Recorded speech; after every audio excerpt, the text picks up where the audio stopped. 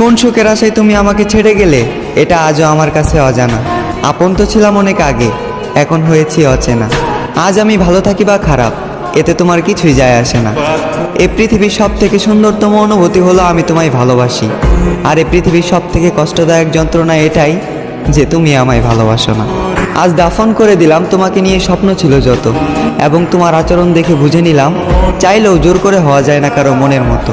হ্যাঁ, আমি হয়তো ছিলাম না তোমার মনের মতো, এর জন্য যে বুকে তোমার মাথা রাখার কথা ছিল সে বুকে আজ বিচ্ছেদের ক্ষত। আজ আমি অনেক বড় অভিনেতা, মুখে রাখি হাসি, গোপন রাখি মনের ব্যথা।